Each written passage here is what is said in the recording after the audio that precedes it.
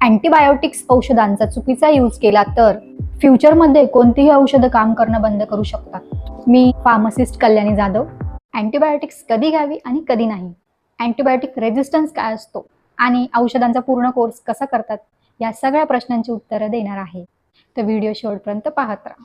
Daily मी पेशंट्सला medicine mistake करताना बघत असते. एक दिवशी एक पेशंट आला होता, त्याला हाय फीवर होता. डॉक्टरांनी त्याला अँटीबायोटिक्स दिले.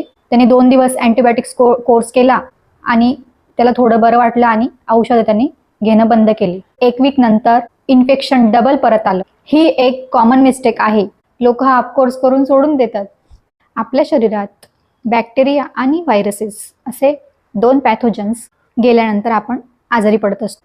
त्यांनाच आपण सिंपल लँग्वेजमध्ये जम्स असं म्हणतो.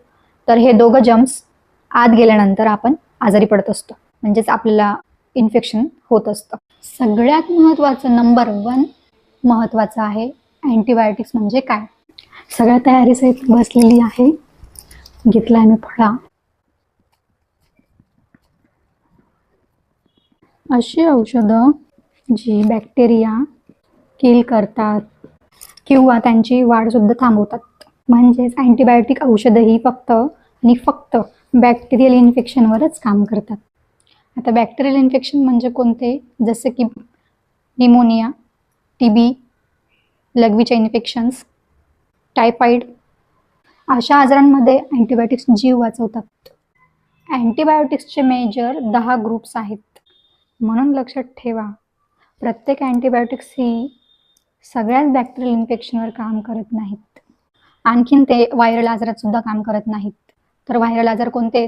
साध्या सर्दी खोकल्यात, कोविड सारख्या आजारांमध्ये, व्हायरल तापात आणि जरी घेतल्या तरी फायदा नाही, नुकसानच होणार आहे. म्हणूनच येणारा प्रश्न क्रमांक 2, अँटीबायोटिक्स कधी घेऊ नये किंवा डॉक्टरांशिवाय अँटीबायोटिक्स का घेऊ नये. भारतामध्ये बरेच लोक घरात उरलेली औषधं घेतात, जसे की वडिलांचा आईला आणि मुलीचं मुलाला.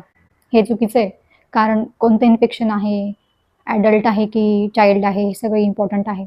काही मेडिकल्समध्ये जाऊन घेतात आणि 2-3 दिवसात बंद करतात.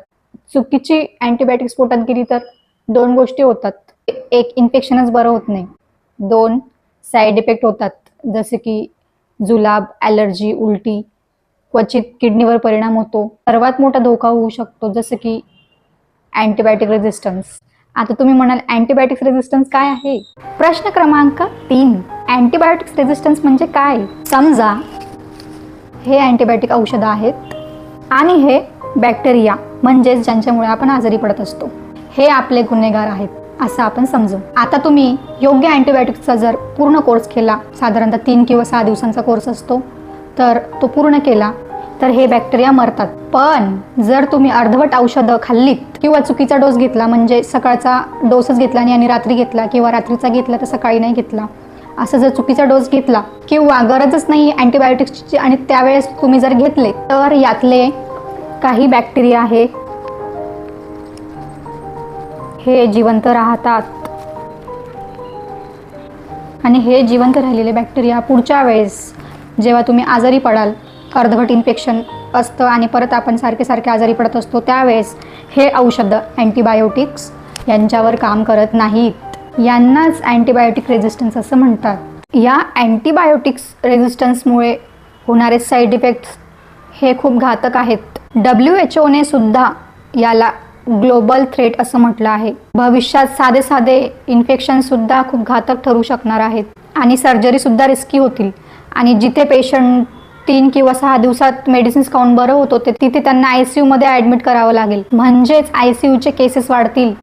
प्रश्न क्रमांक 4, अँटीबायोटिक्स कधी घ्यायची किंवा अँटीबायोटिक्स सुरक्षितपणे कसे वापरायचे. फक्त डॉक्टरांनी दिल्यास योग्य डोसमध्ये पूर्ण कोर्स करून आणि इतरांना शेअर करू नका. जुने प्रिस्क्रिप्शन यूज करू नका. स्वच्छता ठेवा आणि औषधं फ्रीजमध्ये ठेवायचे असतील तर ते फ्रीजमध्येच ठेवा आणि जर रूम टेम्परेचरचे असतील तर ते रूममध्येच ठेवा. प्रश्न क्रमांक 5, डॉक्टर पूर्ण कोर्स करा असं का सांगतात?